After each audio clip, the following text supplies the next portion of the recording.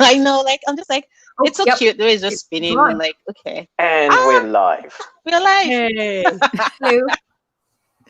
Hello. Hello. Yes, we are. Yay. Hi, everybody. Welcome, welcome. I wish I could say welcome in like Good Lord. various languages, but I know welcome in Yoruba. And that's it. So we're going to just stop at welcome. Hello, everybody. Maybe I shouldn't look at the comments. It is nice to see everybody here.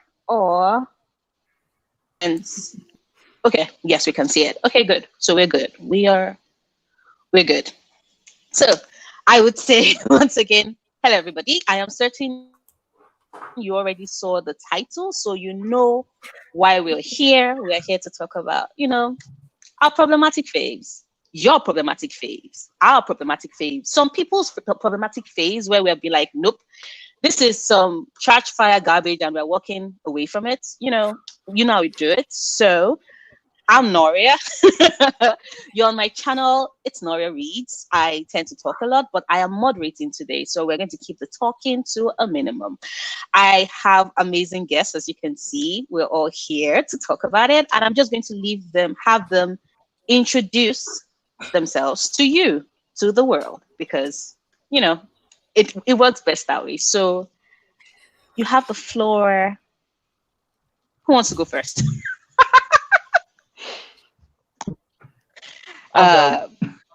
Okay. So hi, I'm Shaun Duke. I am one of the producers and hosts of the Skippy and Fanty Show, which is up for a Hugo this year.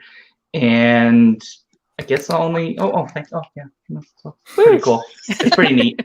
And I guess other than that, I'm also a teacher. I work as a professor in digital rhetoric and writing, and I have studied many things by very racist people. So I think I'll have much to say today. So. Hi, I'm Foz Meadows. I'm an Australian living in California. I'm an author, blogger, fan writer, fan fiction writer, and I have a Hugo that I won last year for Best Fan Writer. So I don't entirely suck at ranting on the internet, apparently.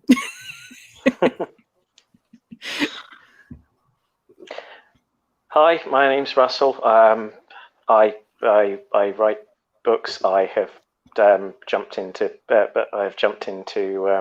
weird history investigations. I have been working on various heritage bits and pieces as well, and I'm one of the co-presenters on the Brave New Words podcast that you may come across sometimes. We also do books. Other than that, I'm a fan. I sometimes read things. I watch lots and play stuff too. Hello, my name's Jeannette Ng. I wrote a book called Under the Pendulum Sun. It's about missionaries in fairyland, and it's all right. I got up on stage and called Campbell a fascist last year, and apparently that was a big deal. I most recently wrote an article about Cora, which I'll probably reference here. That is awesome. Okay. Wow. I feel like such a fan just because I'm surrounded by people who are very vocal, especially with regards to the problematic aspects of fandom and being able to call them out. And that just brings me so much joy. And yes, we have people in the chat who are very, very down for that. So I think we're going to have a lot of fun. I think to start off the conversation, especially because, Shaun, you started by talking about the fact that you have had, experience in calling out racist shit in academia. And I remember when I was looking at this panel, the first thing that just came to my mind was, it's so funny. When was the first time, right, that you recognize that a problematic aspect in a fandom? And I say recognize because, you know, when we're kids and we're enjoying stuff, we don't see it because it's always so layered, and we never really do get that chance to have the experience. So when was the first time it actually hit you that, yo, this is some racist bullshit? I just ask that. So yeah. So I think for me the moment was, Maybe I should go first because okay. Okay. Whichever direction. No, please, Shaun, please. Okay, sure. No, please, you have the floor. I'm just So for me, the first time I think I realized there was a problem of racism in science fiction fandom more broadly was probably when I took a American Studies course in college about African science fiction, by African American science fiction, and realizing that that was a thing that existed. Which is a bizarre thing to realize, but you know, when you're reading and you're not really paying attention to what you read, and you're just picking up books and it's got spaceships on it, you don't really sit down and think when you're a kid, like, oh, well, who's writing this, right? Who is this Asimov guy, or who is so and so? And then taking that class sort of made me realize, oh, these problems exist in this community, and there's this whole other world of stuff to explore. And then that just takes you down the rabbit hole, especially if you're in academia, where you're just suddenly going down all of these bizarre holes into some of the sort of racist problems that exist within fandom more broadly. Jeannette has obviously raised some of those problems as well. Actually, all of us, I think, probably have. So that's like the moment I think that I realized there was an issue, and then it took like a few years to realize like what to call that issue, other than to say that like this stuff isn't being given attention. So I'll kind of stop there. Thank you. If I can jump in, so like I don't know if anyone's listening to this as opposed to just watching it, but I am a white people, and I grew up with the obliviousness of a white people about being a white people, and you just have that thing of what you are is the default that you have in your head, and when you're broadly represented like whiteness is in everything, it doesn't occur to you that there's something missing because it's not something that's personal to you. I'm genderqueer, but I will also talk about being a woman or growing up as a girl. And that was the thing that I noticed, was that, oh, here's a story that is all guys and no girls, or girls are there, but they're doing a very specific restricted thing. Or, oh, hey, let me internalize that sort of misogyny of not all girls, but just me. I'm special and exceptional because I have a sword, which is annoyingly prevalent in certain parts of even modern fantasy sometimes, which is very weird.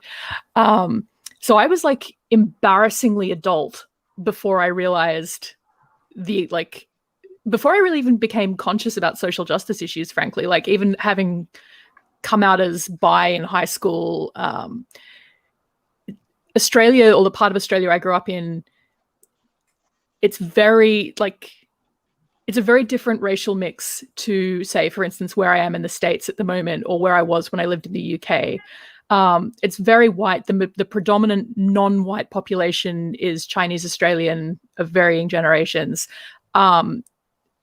Almost like, essentially from my personal experience, Black people were mythical, basically, because I had almost never encountered anybody in real life who was, just from where I lived.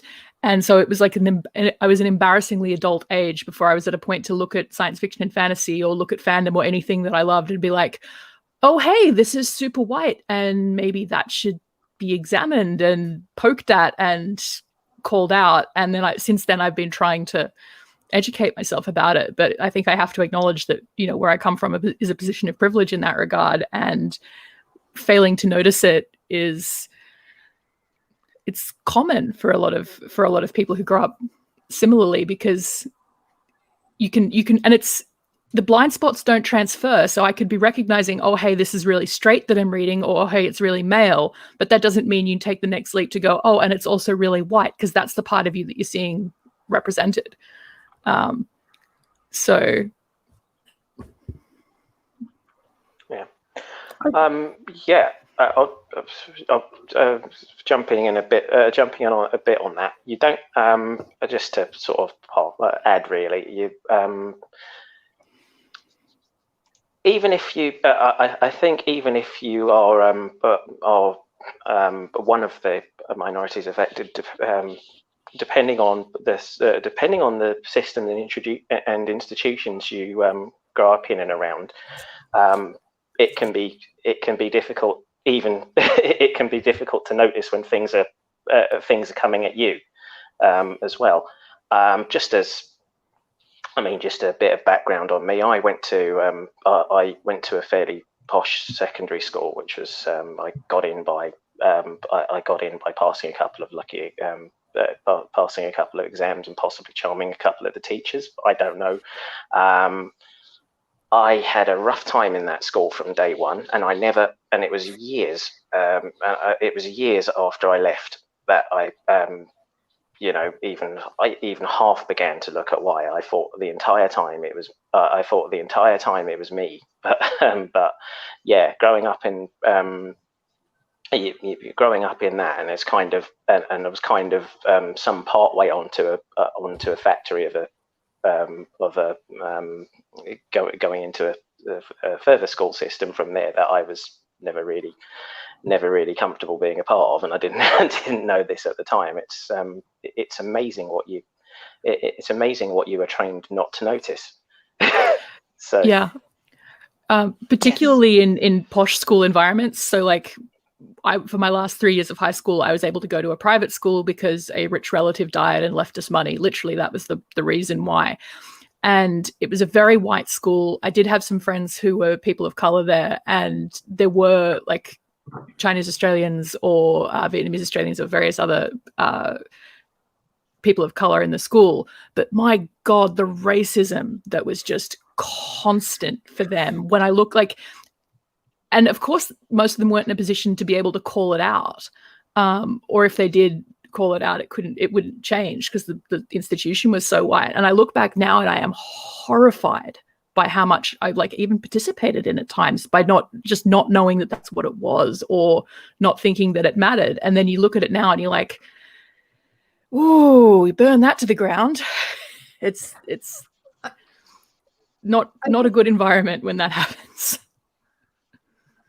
I think that there's a certain itch, because I grew up in Hong Kong, which was a British colony, so I'm both incredibly British, but also have, but also grew up in a society that was not majority white, and produced a lot of media starring characters and people and written by people who weren't white, but also had a very different, but like Hong Kong media and like English media were very different to me because I'm not fluent in Chinese. I can speak and understand Cantonese, but I can't read it, so I didn't grow up reading novels, for example, but not the point.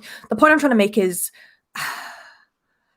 I've always been very interested in that little itch of like that feeling of like this thing is set in Hong Kong, but it doesn't read like the Hong Kong I recognize. Why is that? Like this reads wrong to me.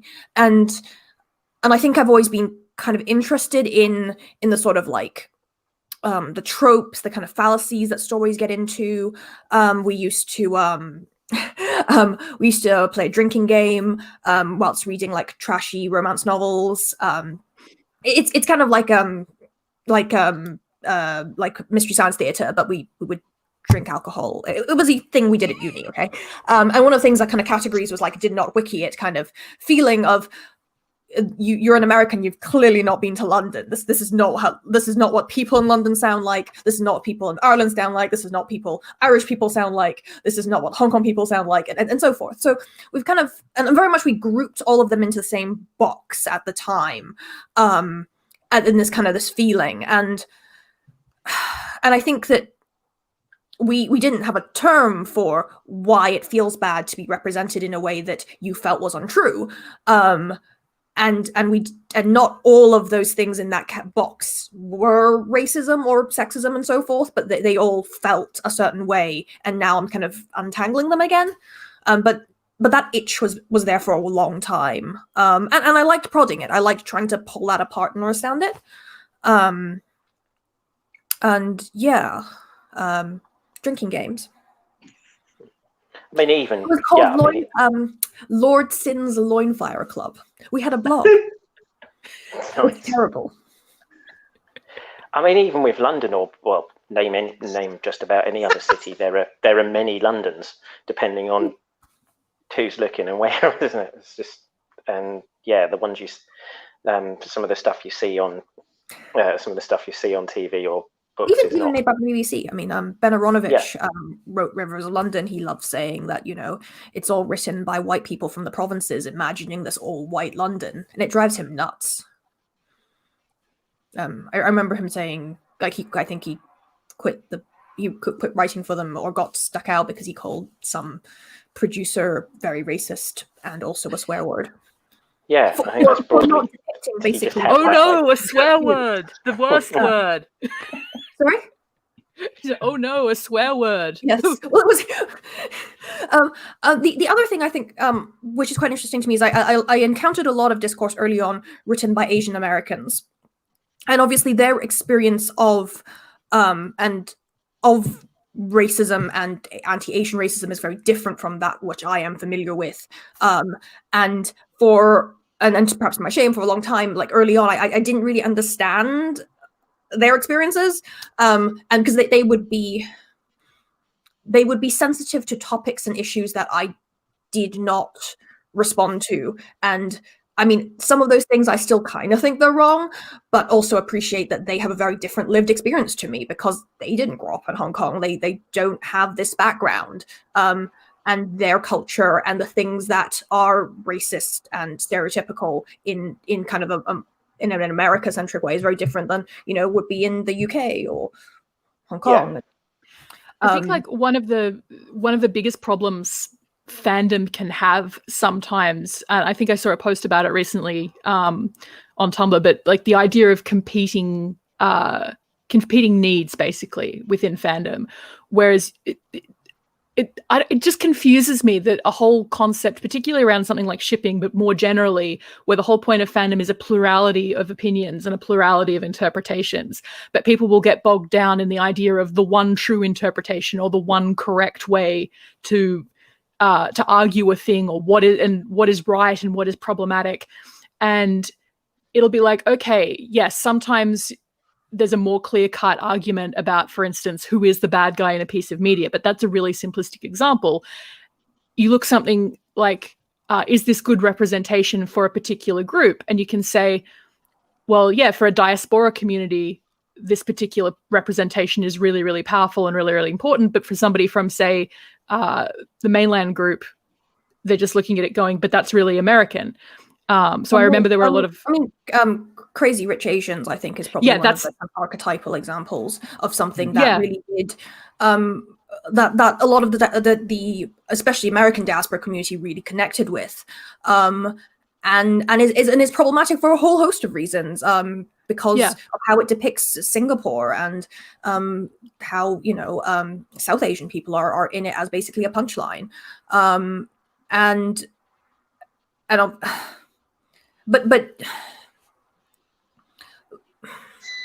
I think, kind of spooling back to my thing about the itch you feel, I think sometimes we feel that itch and we try to apply language to describe that feeling, like something's wrong and I need to explain it. The problem is that sometimes the labels we give the thing that is wrong is not the correct label. It's like, okay, this ship really squicks me out, but is it squicking me out in a way that means no one should ever ship it ever again and no one should ever mention it in the universe? Or is this, okay, people tag your thing, or even like a level of it squicks me out, but that doesn't mean producing content everyone out. If you're watching or reading, something is bugging you, but you're not necessarily bugging you, but what is it? Why? And what should you do about it? And obviously the power as well, because people who write fanfic is very different from people who are making the show itself or writing the book itself or financially benefiting from these things. And the problem is within fandom, I think when we're calling out problematic things, there is a slight tendency to prioritize targets that you can actually affect. So getting another fan to take down their fan art or fanfic, that is a thing that you could genuinely meaningfully do. You can indeed harass them off the internet, but you probably can't get the writers of Supernatural to make your ship canon. Yeah. And it's exactly that, and it has the paradoxical effect of once again, if you're trying to support marginalized representations or marginalized creators, you end up punching down more often than you're punching up, because people who are actually trying, even if they get it wrong, are the ones more likely to listen to the criticism, or those who are new to the industry, or those who are, as you say, fan artists or fan writers or just individuals. They're more accessible because they're not behind several levels of corporate bullshit in order for you to talk to them on the internet. So, and if they actually care, they're more likely to say, oh, maybe I should take the thing down, maybe I should stop. Whereas somebody, you know, like the absolutely vile human being that is Ike Perlmutter, you know, head of Marvel, nobody's going to stop watching Marvel or reading Marvel because of him, even though he's literally the worst and he's the one ultimately deriving heaps of financial benefit from it. But he's inaccessible. Like you might as well, you know, try and punch God. It doesn't do anything. So people give up.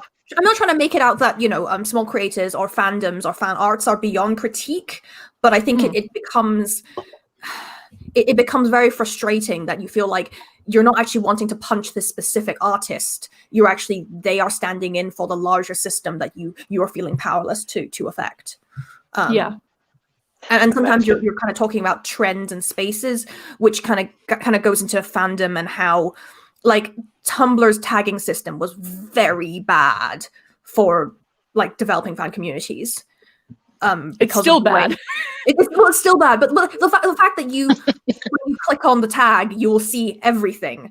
You won't see everything. That's half the problem as well. Like you type in a tag and it's like, I know this is mentioned and it's not there. In precisely the wrong ways. But in the sense that I'm giving to understand that the anti-communities came up because people felt like they couldn't escape from certain types of content. People couldn't file themselves away to a place where to not see it. There is that, but I also think there's an element to it of people taking discourse like the dread discourse like we're having now, but people taking the view that if something was criticized and the criticism was reasonable, therefore it should be a hard rule. And it completely erodes nuance, and it completely erodes the idea that actually people can have competing needs and competing investments in fandom. So what is good for one person might be bad for another, and that you can actually examine things on a case-by-case basis. And instead you've got this thing saying, you've now got these groups arguing like, oh, absolutely anything that does X is bad. And if one bad person is involved in a thing, then the whole thing is bad. And just attempting for this really like very evangelical idea of moral purity, where you can't be touched by anything bad or you are bad, and it just doesn't work functionally, but becomes very frustrating to have to deal with. As a result of that, it can get absolutely crushing having any kind of discussion on fandom in a large audience, because somebody will just jump on you for nothing, which probably isn't nothing, but you know. So yeah, I mean, on that note, and seeing as we're talking about, you know, very, very obvious example would be Star Wars, and especially the most recent, especially the, shall we say, divisive nature of the recent trilogy. I don't talk about Star Wars. Where do we? Yeah, I mean, I realise that's its own panel, and I realise each of those. I can't. I'm sorry. I've been sitting on this because I've got to go. I mean, yeah, we could have. There's panels on each of any of the last three, but yeah. Sorry, Jeanette. I know what it is as well. It's yeah. What did they do with that last episode? I mean, it's relevant to this because it's entirely relevant to this panel because problematic and plus toxic fandom can, you know, lead to some quite extreme backdialing of characters we needed to see more of. Yeah, I mean, this gets to like the bigger problem of that dreaded word discourse, right? Because the idea is like in a fandom, you don't all necessarily agree, but you're having conversations and disagreements, and you're supposed to be working through things. And like maybe you hit a point where it's like, well, we don't agree on this, but that's fine. But in some fandom communities, like the arguments over the things that different groups think are controversial get to that point where it's like Russell was saying, right? You even mention something and suddenly it's like a sea of people coming to like destroy you with their tridents. And it gets to the point where the fandom can seem so toxic that it's exactly what Russell was saying, right? Where there could then suddenly be very potentially problematic things that are being suggested in a certain fandom suddenly appear in the actual materials from the official canon. In Star Wars is one possible. Yeah, sorry, go ahead, Jeanette. Yeah, so I was on a Women of Star Wars panel. It was before the third film came out. It was after Last Jedi. I was in Rey cosplay. It was great. It was a great panel, but like right at the end, during questions, a white woman in the audience was like, basically got up and said, "I want please condemn Reylo shipping. That this is a bad ship, and I want you to condemn it. That it's very bad." And then it was like. And I was startled because, dark secret, I do ship that ship. I'm not active in the community or anything, but that is a ship I like. I like dark princes. I like bullshit. No secret. I'm trash for this kind of thing. But the thing is, and I was really taken aback. It was very intimidating to be just put in that spot and go, oh, okay, is that where we're at now? So because it felt very confrontational, and I don't want to make it out that Reylo shippers are like the most beleaguered people on the internet, because they're not, but they kind of got what they wanted in the last film. So whatever. But the point is, it's still kind of weird to have had that. I'm not over that moment. It was not pleasant. That's almost like you were put in a position whereby you were given authority as a gatekeeper. But in a really sort of loaded way. It's just and like like one of the other panelists was like, "Oh, why would you ship this? It's stupid. Like there's these other attractive men on the cast." And it's like, well, I appreciate that, but I thought we were having like a nice positive like. Don't kink shame me for having very basic tastes. It's like the pumpkin spice latte of ships. Let me have this. We are here to. I have other ships that are perhaps less mainstream, but not the point. My point is, it was just a really, and I think that's a kind of interaction I'd like fandom to not have. We are here to discuss why our Fave is problematic, but at the same time, we must allow people to enjoy things. Yeah, especially with all of this. There was a period where when the word problematic first started sort of being used in fan discourse, and everybody kind of ran away with it to mean for a while. It's a good word. It's a good word, but it's like everybody was using it for a while to mean, oh, this is problematic, therefore you shouldn't like it or whatever. And then I feel like we've graduated to the point now of saying, well, everything's kind of a little bit or potentially problematic. Like there's a question of degree, but you can't get away from the problematic. Like at a certain point, your only alternative, because the ultimate problematic thing being society, the only alternative is to go and like live in a cabin in the woods, but not in like the Thoreau way where your mum still does your laundry for you. You can't perfectly abstract yourself from everything that you don't agree with in media or in society. So while there are examples that you can say, oh, look, this thing really upset me for these reasons, and I'm just going to stop. You can't expect everybody to share that same. I mean, so when I saw this panel title, the kind of two fandoms I really wanted to talk about was Old Norse, because I am an Old Norse scholar. Back in the day, I have a stupid degree in this, and for the last decade, every time it's come up, I have to say I'm into Old Norse, but not like that. Like I remember like Googling for essays, like I was like, oh no, like Mike, I don't have a copy of the Poetic Edda. Quick, look on the internet. And it's like 3 sites down on 3 pages into Google. You're like, wait, isn't this a neo-Nazi website? Hosting the Poetic Edda for some reason. yeah, like in case you're not aware, that's a thing that certain types of neo-Nazis are really into. Yeah. In fact, so were actual Nazis quite into it. And they are responsible for quite a bit of like early research, and it's very bound into the field. And it's like, well, I am into this, but also these other things, and that's, and the Vikings themselves and Old Norse people were not an idealized society either. They were also very sexist, queer, but also kind of homophobic at the same time. They had a different Like set hockey. It was Sorry. not the same as we would have here right now in this moment, which kind of makes them interesting. Not the point. When gay professors would not shut up about the way in which they were very pro gay sex, but only very specific sorts of gay sex. But like Ali is wondering, and I think this is a very interesting question to consider, because can you like without condoning? Because I think that is a question that a lot of people have in fact. And just like you, Jeanette, I do have a couple of ships that people have been proud to tell me, like, yo, your ship is abusive. I'm like, I know that. Your point being, but no, but like, but how do you? Okay. Yeah.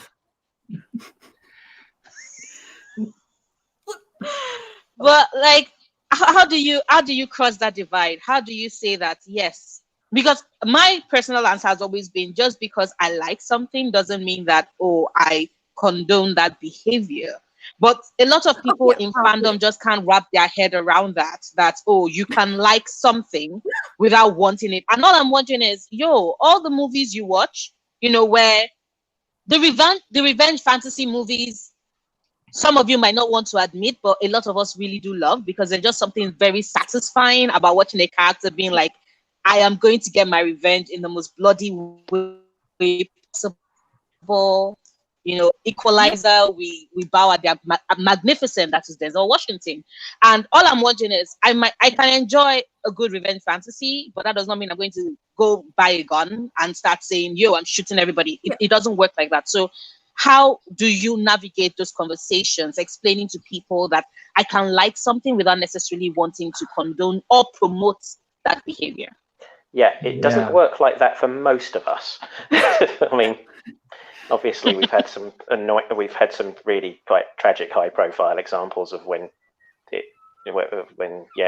has not been the case. But well, The Equalizer is a great one, because I don't know, would that have been as awesome without Denzel? But it's but yeah. Sorry, going back a little bit to the previous point, whilst answering this, if we skating a bit further, skating a little further in history, we have the hang on, I was leaping on to 2 points here. Let me cancel that one and start again. So somebody made there was a brilliant discussion I was on with some friends of mine not a month or two ago about there was a old Michael Douglas film, Falling Down. Now, I remember being introduced to this by my dad, because he was laughing so hard at some of the certainly the scene where he goes into McDonald's and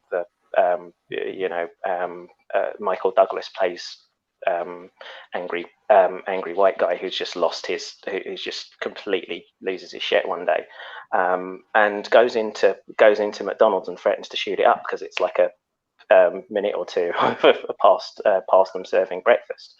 I mean, sorry, where it comes to obviously not condoning it, the more you watch I think it's one of those films that weirdly holds up, but has a different but gets a different viewing for me next time, because P is presented clearly as an anti-hero, but the more it goes on, the more it tips into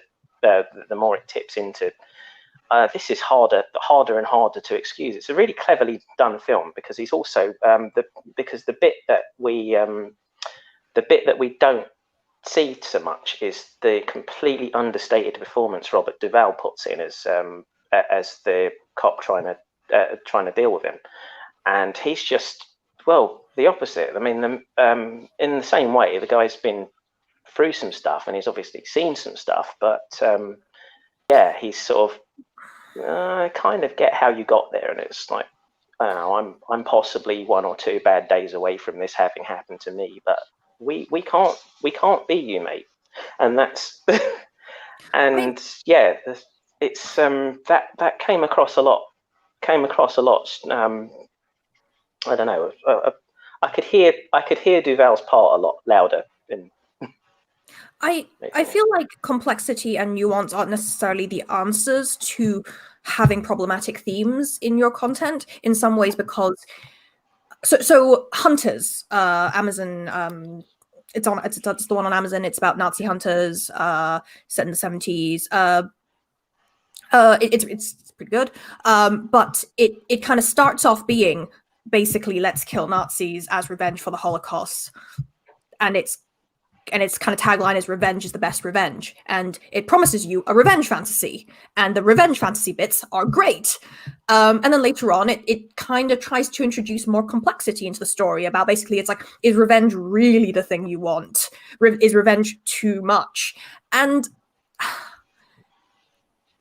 in some ways it got in the way. I kind of just wanted it to be a simple, exuberant violence, that it becomes this thesis on the morality of vengeance, and the complexity of that makes it a less good revenge fantasy. And it's like, well, if you're trying to say revenge is bad, then you've still spent like so much time enjoying revenge that now you're trying to guilt me for it. I'm a bit like, I mean, I'm not here for the philosophy of revenge. I'm here for the revenge. Like, are you saying go watch John Wick instead? Already. I know when to safe world out. But I think that's just going to the question about like one of the things, like, as we were saying earlier, people having different needs and getting different things from fandom or whatever. I feel like when it comes to this, the question of how do you enjoy something problematic without endorsing it, or how do you like something by a problematic person without endorsing them? I think the uncomfortable answer a lot of the time is that everybody has to draw their own lines, and we're not always going to draw them in the same place. And I feel like a lot of the anxiety and fandom around this is that, and I understand this fear in the age of internet dogpiling, is that people don't want to be seen to have the wrong opinion and to potentially get dogpiled for it. Or people are just terrified of being disagreed with to a certain extent, or being told that they're morally in the wrong.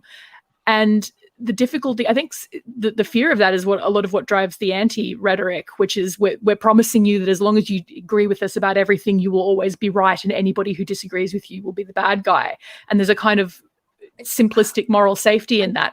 But it's the idea, I think is with the anti-ship is like, you can always say, I am better than those guys.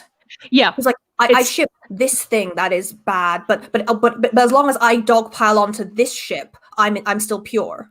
It's drawing. Yeah, it's this. Sometimes. It's exactly like that, and it's this. I think we don't like to admit that there's always going to be a potential disagreement over something that we care about. But there might be someone who, for perfectly legitimate reasons, says, "Hey, I really dislike this," or "Hey, I really like this thing that you hate," or that there's no one perfect position to take. That you have to potentially. You don't have to be willing to argue every single point, because you don't owe everybody that engagement, even if they want it from you. I think as long as you can just sort of back up your own position, and also not even necessarily back it up, but just be able to say, yeah, you're right. I know that this thing I like is trash. I'm not morally defending it, because I think that's the thing. We often we conflate watching a thing or liking a thing with morally endorsing it. And it's not always the case. And I mean, that's why in fandom a lot we talk about, I am in the dumpster. Like, this is my trash. I am a raccoon person. Shower me with garbage. Yeah. We admit that, and then at the same time as doing that, we still try to hold some kind of moral point around it. Do you know, Sorry, Jeanette, go on. I was going to bring up The Untamed as quite an interesting example of, especially when it comes to people wanting different things from their media. Because one of the things I find quite interesting in art in more in general is that people who want to do art from different cultures reflect, unsurprisingly, their own prejudices.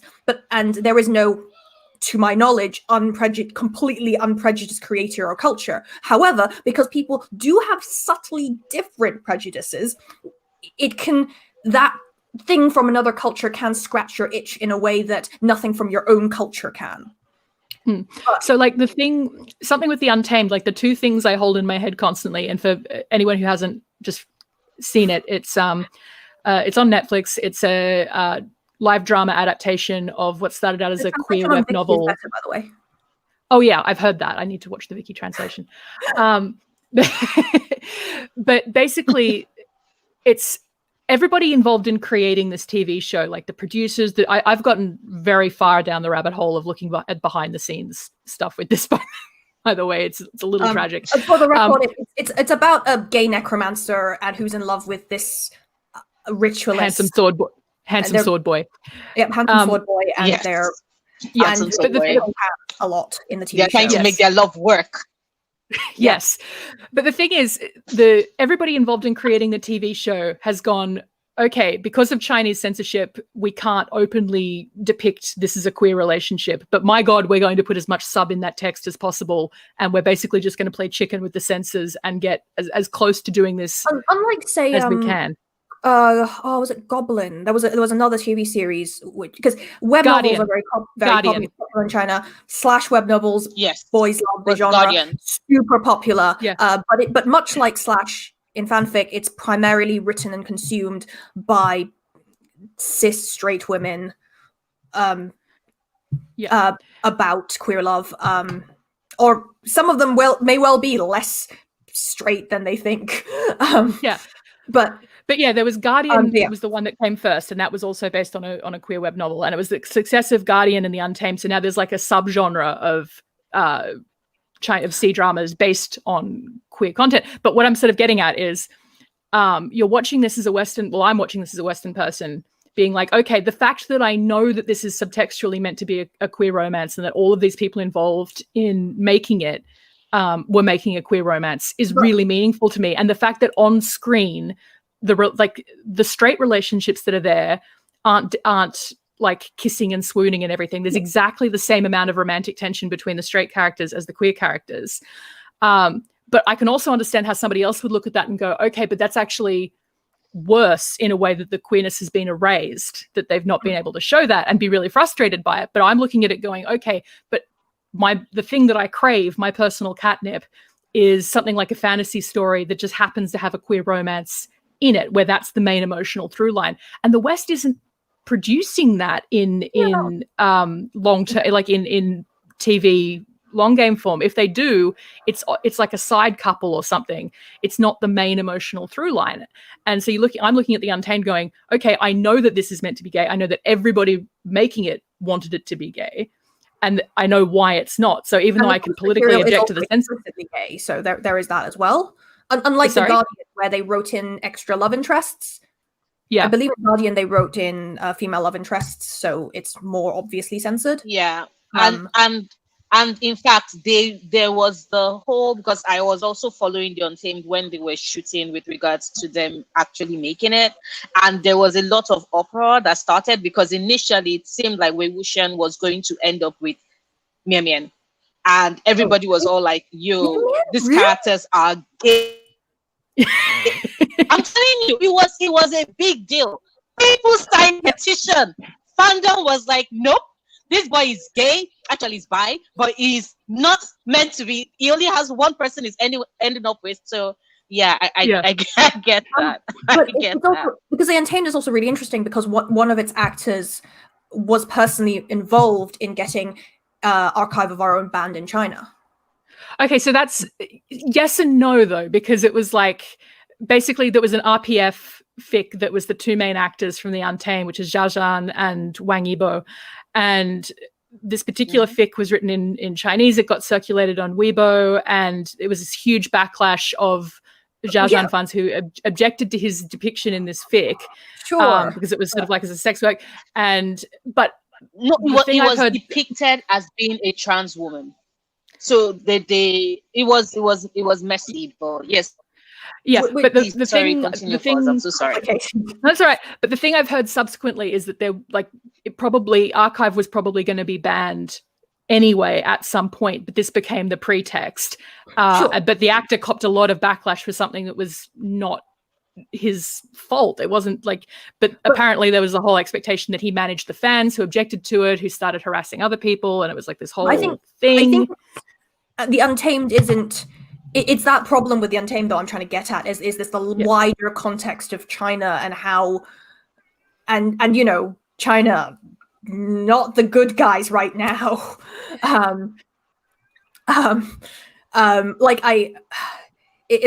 watched Eternal Love, and it's like, oh, it's cool, like it's that Uyghur actress I like, and then it's like, oh yes, Uyghurs, they're still being imprisoned and culturally genocided. To be fair, we have a worryingly short list of good guys right now.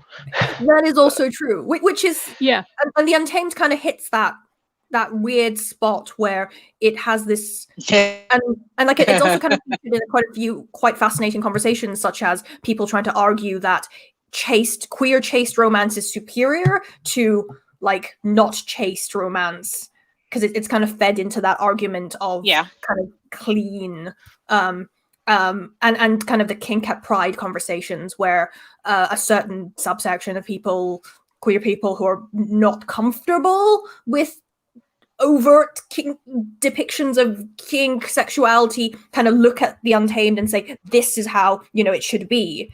And it's sort of like I'm glad you're getting the content you want, but also where that comes from is an uncomfortable place for a lot of other people, because it is born from censorship, not a desire to depict a squeamishness about sexuality in general.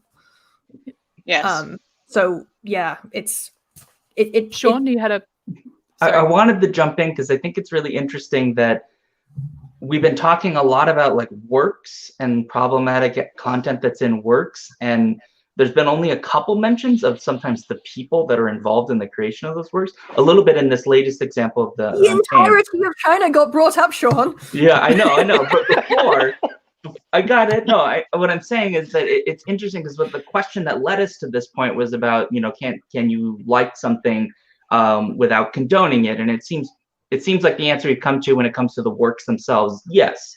Right, you can enjoy something that is problematic without necessarily condoning what makes that problematic. But for me, I wonder the other side to this, which is about the people who may be behind it. And I know there was in a comment, the reference of J.K. Rowling, because she's one of the latest very high-profile examples of somebody who's become extremely problematic, or as some people would say, outright a bigot and a TERF. And not even that recent, but.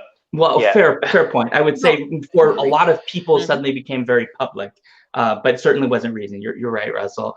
And I think that the answer for the people who are problematic, who create the things that we enjoy, the answer to this question is a lot harder. Can you enjoy Rowling without condoning Rowling? Well, I think this is a specific example where the medium matters a lot. So, because when you're looking at, say, an author, the author is the single person who creates the book, or sometimes it's two people writing together. But there's a much more one-to-one relationship between consuming the thing and supporting that person, depending on how you buy it. If I go out today and for whatever reason decided to buy a secondhand copy of Rowling's work, she wouldn't be getting any money from it because it's already been purchased. Right. So there are ways to engage where you can financially disengage from it. You can buy something secondhand. But when you're looking at something like a TV show, there are so many people involved. So you say, okay, do we go by the prominence of the person involved? Do we really care if an assistant director gets brought up on criminal charges because, are we concerned if it's the director? Are we concerned if it's the producer? Are we concerned if it's one of the actors? If it's a minor actor? Like, Yeah, Yeah. I mean, there's a big Yeah. difference in Last positioning Airbender, for between example. Harvey Weinstein and Kevin Spacey, for example. So yeah, I mean, and yeah. they're both Mm. atrocious. But the thing is, if you say I'm going to stop watching, for instance, this TV show because of one person involved in it, you're also disconnecting from everybody else involved in it who you might want to support, whose fault this isn't. So I think it's kind of like a false, in a lot of contexts, it can be like a false dichotomy to set up where you're saying watching the thing or not watching the thing is the way to express your disapproval of that person. Sure. Like, I feel like the more effective mechanism, because let's be honest, like the big societal failing, the reason this is a conversation a lot of the time is that people with social power, people who are celebrities, people who are prominent within their industry, they don't suffer any consequences. So it feels like it's put on you as a fan and a consumer to try and demonstrate the consequences. But that's not how it should be. We're not the ones who should be holding, for instance, Warren Ellis accountable or Harvey Weinstein accountable. That should be a legal thing. And like, there's a whole other conversation about the failings of the police and law departments everywhere. But what I'm getting at is that it's a fundamentally, I feel like fandom has taken this burden on itself of, particularly when it comes to stuff that's actually literally criminal and not just, oh, that person's a bit toxic or a bit dicey. Like, fandom has had this burden put on it to try and morally, to be responsible in some sense, emotionally, for whether or not bad people make a living from the stuff that they do, particularly in context when they're not the only ones creating it, and where cancelling that entire show or thing would have an impact on the livelihood of other innocent people. And it's like, that shouldn't be on us. That should be, No. we should have a better Fringe legal is an system. interesting example, because that came very recently. The What is, third sorry? season's about to drop. Of The Dragon Prince, oh yeah, the Oh. TV show. Okay, I was thinking Yeah. Sleepy Hollow would be another good example. Yeah. Where the people kind of coming who are saying the allegations are saying, we want change. We don't want fans to boycott the show. We want the studio to be less sexist. I need to mention Brooklyn We want to Nine-Nine have as our well at job this point, because and do what we obviously want. it's a show. Yeah, Yes. because obviously it's a show about cops at the centre of it all, and for all of the goodwill it's had from massive and quite massive fan base. One thing I wouldn't note recently that they've done, they had apparently they had the entire of next season ready to go, more or less, or at least a vast chunk of it. But because of recent events, they've basically canned the entire thing and said, right, look, we're going to have to take a whole new approach on this. And that was not. I don't think that was anything the fans specifically asked for. I think that was possibly an expectation that the people on the show had on themselves to give to the fans as to what they thought would be the right thing to do. Yeah, I hadn't heard about that. I'm impressed to hear that. But I feel like it's this thing where, like, ideally, in a perfect world, we would have better mechanisms for when stuff is criminal conduct as opposed to just skeevy grossness, as opposed to something that you can argue about or disagree. We would have better mechanisms, at least, for fandom not having to be the arbiters and be the ones advocating and saying, hey, perhaps this serial rapist should, like, not have a TV show anymore and should maybe, like, go to jail a little. Like, we shouldn't have to be the ones doing that, and yet the world is imperfect, and that often falls to the thing. So on that level, you're like, for some of us at least, it becomes a matter of, you can't see that person's face without thinking about it. If that person's behind the camera or in the writer's room or a producer, then you're like, okay, well, I don't have to look at their face. Yeah, I mean, and it's like, oh, you go. Well, was that not the reason why they replaced Kevin Spacey and had the entire last season Santa Claire? Yeah, I mean, but that's a fairly clear-cut example, because it's like, hey, dude's it's an a individual. Yeah, it's an like, individual too, right? Yeah. Yeah. And it's not just like, oh, dude had some shady comments on the internet where people can argue, oh, free speech, rah, rah, rah, whatever. It's like, no, that's legitimately, like, that's a go directly to jail, do not stop, do not pass go moment. And but it's not always an interesting comment from the from like about separating the artist from the art, I think is quite interesting, because in some ways, whilst it's very hard to separate the two, there is also a level to me where you could be getting something from the art that they did not put there intentionally. Yeah. So there is something there that is actually is a happy coincidence, because you come from a slightly different cultural background, or you just have a different set of life experiences, and you see yourself echoed there in a way that you don't see yourself echoed elsewhere, and that can be very frustrating. And you're like, and sometimes when we talk about writing from experience, I think it does at a certain point, and again, this is a your mileage may vary thing. When people are, I think that it makes a difference to me personally to know that somebody is writing from a blind spot that they haven't considered, as opposed to deliberately, purposefully putting forward a view that I find objectionable. So if I'm looking at somebody who has a story and there's like no queer characters in it, for instance, and I'm like, oh, this is super straight and heterosexual, that's disappointing to me, particularly if I'm looking at the narrative going, oh, I can see so many opportunities for queerness in this world if it's a fantasy setting, and I'm like, I want to know how it works. And it might just be that the author, being straight, hasn't considered that. But if then I'm looking at somebody and they're like actively bigoted and it's not in their work, that makes it a difference to me.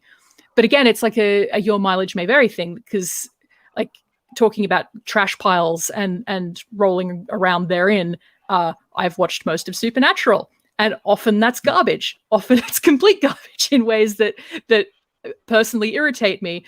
But the bits that I like are what keep me coming back. And the reason that I yell about the bad bits at all is because I care about the good bits. And I feel like that's the quintessential fandom experience that often gets lost in it. Like, yes, I'm yelling about this thing and the ways that it sucks because I love it.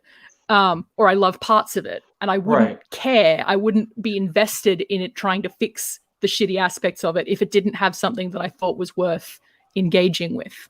Yeah, I think that part of that, what you're saying is there's sort of like a difference between something that's irredeemably harmful and something that has harmful elements, but at its core maybe has something that's worth redeeming. So I can't speak to all of Supernatural because I'm about 12 seasons behind, but there's so many seasons. So, but there are aspects you're at least halfway through then. Yeah, I'm getting there. I'm closing in. But there's aspects of the show that are certainly problematic, but you also have like these really fascinating like brother love, right? That these two brothers, not that kind of brother love, just to be clear. I know about some of the community. So I mean, in terms of like this family dynamic and these things, and there are those things I think are largely very positive about the show, and that you have these other problems that sometimes crop up, sexism and other things. And Dean is a bit of a playboy and other kinds of stuff. But like there is something at the core that's sort of, I would argue, compelling. Yeah. Whereas like if you look at some other works, and you might end up with like a work that I don't know, like the Gore novels. Right, which is like there's really nothing redeemable about the Gore novels. They're explicitly sexist. They sort of imagine a horrifying future in which women are essentially subservient and slaves and all of these kinds of things. And those are largely irredeemable, and they're obviously directly tied to the author in a way that maybe not for some reason really want to wank to them. I'm not going to stop you. Is what I'm trying to say. Yeah, absolutely. Yeah, there's a difference between saying like your personal. What you personally are like, these are my lines and I don't cross them. So like for me, my rule is basically if somebody is very bigoted in public, I just wait till they're dead and then I can read their work. But that's my personal rule, right? Yes. And I made that rule. I like that. Sorry, Shaun. I'm just having this image of you like looking at your watch, like with J.K. Rowling, like TikTok. Very special watch you have there. There's nothing that Rowling's released that I need to wait on. There are other authors that are still alive that I might die soon. But like part of it is also like the scale of publishing, right? So, any given year, there are thousands and thousands and thousands of just science fiction and fantasy books, and I don't have time to read all of them. I'm going to die before I read all of the books that come out this year alone. Right? This is impossible. So I have to make decisions about what I cut out. And if you've made the conscious decision as an author or whatever to run around saying horrifying things and, whatever, for me, it's an easy decision. It's like, well, I can't read all these anyway, so gone. And then maybe if the work's really important one day and I need to write like a freaking dissertation on it, maybe I'll wait till you're dead and I'm 95 and then I'll write about it. But otherwise, Yeah. there's tons of other stuff think, that'll worth my time. That's the thing. Like you have reasons for picking and choosing. You only have a finite amount of energy. You have a finite amount of time. And if you want to say, hey, I don't want to read or watch or support this thing because of X character or X arc, or like, sure, like nobody is standing over you saying, I'm sorry, you haven't fulfilled your quota of like bullshit, trash, misogynist fantasy for the month. Like nobody's doing that. Right. But I think there's sometimes the problem where in certain circumstances, like you're told where in order to participate in this community, like you have to read the greats of SFF. Like so many show up, and then you're like, oh yes, you should totally have to read Asimov. And I'm like, well, no, you don't like read literally anything else. You could find some of your like A-level math problems and read those. That would simulate reading Asimov. There, I see it. Yeah, I had some friends at school who were absolutely loved. Good friends as well. Absolutely loved Asimov, and it was just like. But I was listening to them trying to pitch me. And it was just like, nah, not quite my tempo. But you, as long as you're enjoying it, that's cool. But not, yeah.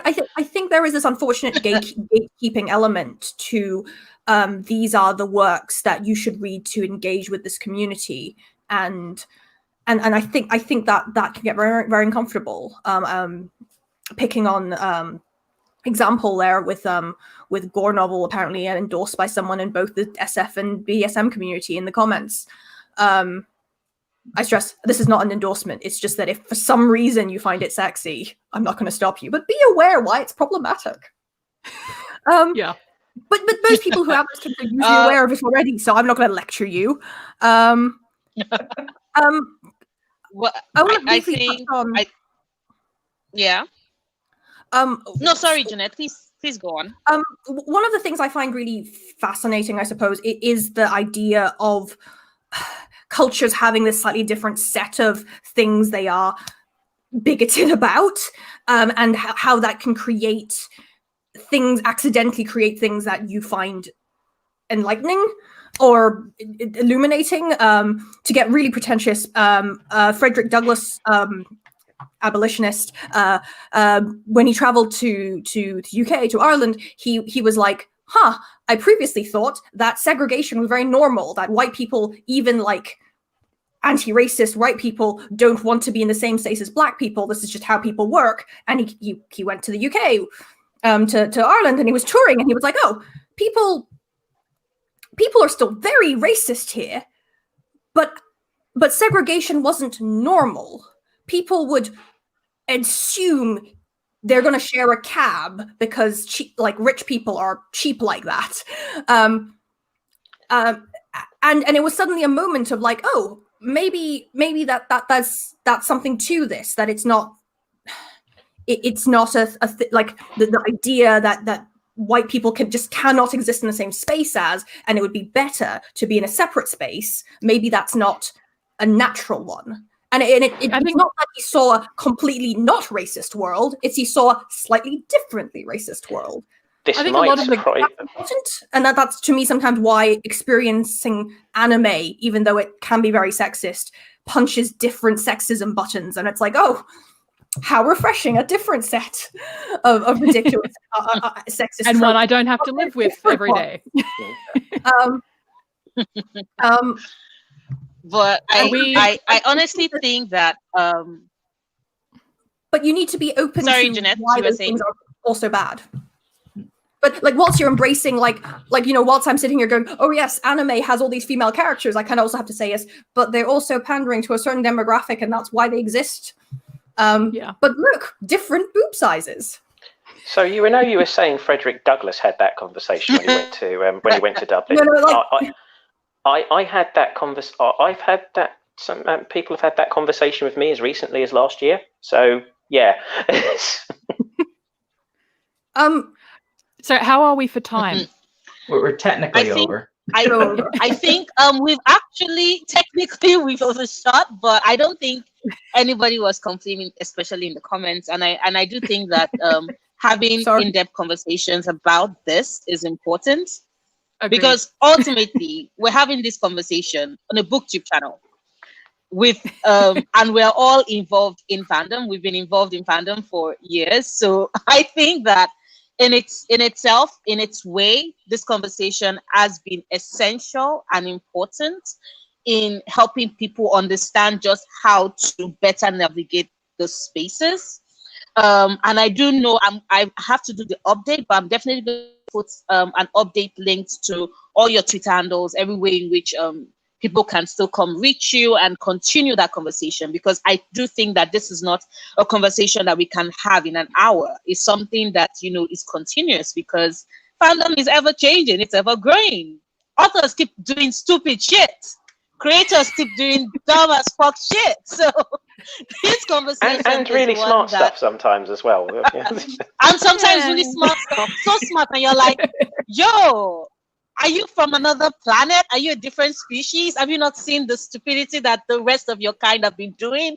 I'm in awe. And then, you know, we start giving them all the pass for doing the barest minimum. But I guess it says a lot about us in fandom that we're so used to receiving garbage that you're like, oh, this person did something wonderful, and I'm just shocked. I'm in awe. So I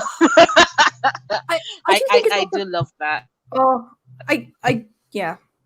I really want to talk about the changing standard, the shifting standards of what is and isn't problematic, and how that's both good and yes. I think we can. I think you can have that conversation, and we'll just wrap up this part of this live show with that. No, I'll take it to Twitter. Yeah. Okay. But then, like I told everybody in the chat, I would have the updated links in the description bar. So please go check everybody out. Go follow them. At them. Be like, yo, I was part of your Fave is Problematic panel in the comments, and I have this thought. I'm certain that they would be willing to respond. Please do it. Don't be like all those fans that would be like, I'm bugging you, like, answer me now. Like, take time, be cool about it. Some of us can be cool in fandom, so you can if you like, but I'm just not going to promise I'm going to answer you in a hurry. So if you do that.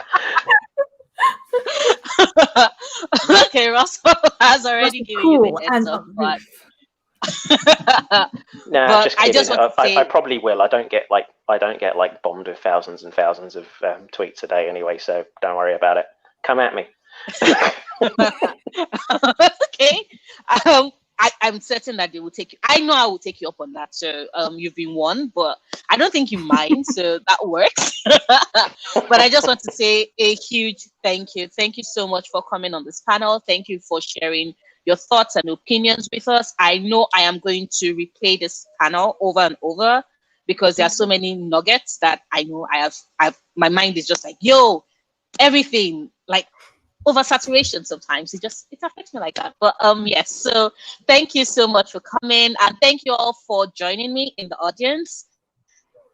And we're going to have still cool panels for the rest of today and tomorrow, so you can just please follow, and we'll see you soon. So bye everybody. Thank you. Lovely to see you all.